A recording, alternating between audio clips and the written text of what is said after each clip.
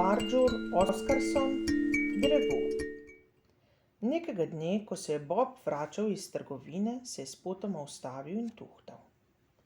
Le kaj je tam, za tistim drevesom? Nekoč je sicer že prišel čisto do drevesa, kaj pa se skriva za njim, ni mogel pogledati. V tistem je namreč mimo primahal pes, zato je Bob urno ucvrl. Tokrat mu je prihajal naproti Hilbert. Ko je prišel do Boba, ga je vprašal, kaj tako boli. Bob mu je odgovoril: Nikoli še nisem bil za tistim drevesom, pa bi rad videl, kaj je tam. Tam je samo še več dreves, psov in drugih živali. Prav nič posebnega, mu je na hitro pojasnil Hilbert, ki bi raje kramljal o čem drugem. Kaj praviš? Pa ne, da si že bil tam, je osupnilo Boba. O ja, večkrat, pa še veliko dlje sem jo mahnil, ker je tam precejšen dolgčas. Še dlje od drevesa, se je začudil Bob in spustil korenček. Ni si znal prav predstavljati, kaj bi moglo biti še dlje od drevesa. O ja, prepotoval sem že ves svet, se je pobahal Hilbert. Ves svet? Boba je obšlo, da mogoče ni prav slišal. Ker se ni slišalo prav verjetno, se je obotavljal. Vedel je namreč, da se Hilbert nikoli ne odpravlja prav daleč. Da pa prepotuješ ves svet, ti gotovo vzame veliko časa. Kako si lahko prepotoval ves svet, če si pa kar naprej tukaj? Je zanimalo Boba. No, to se mogoče res sliši nekam čudno, ampak ker znam leteti, potovanje nikoli ne traja zelo dolgo. Leteti?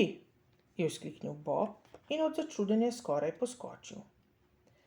Da zna Hilbert leteti, se je slišalo naravnost divje.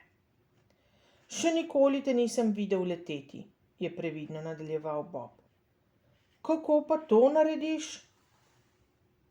Takole, a vidiš? Torej, letim že od nekdaj.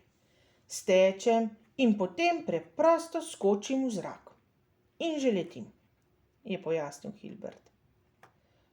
Nisi me videl, ker letim precej hitro. Pa še zelo visoko po nebu letim. Bob je pobral korenček. Ker ga je rahlo grizel dvom, je povrtal.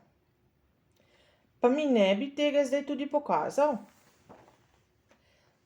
Ne bi. Ravnokar sem letel in sem malce utrujen. To pa zato, ker moram tako dolgo plosko ležati v zraku, se je opravičil Hilbert. Kaj pa čisto malo? Se ni dal Bob. Samo gor v zrak, pa spet nazaj? Ne, ampak mogoče kdaj drugič. Zdajle mi ni do tega, je rekel Hilbert in najprej ošvrknil nebo, potem drevo, pa spet nebo.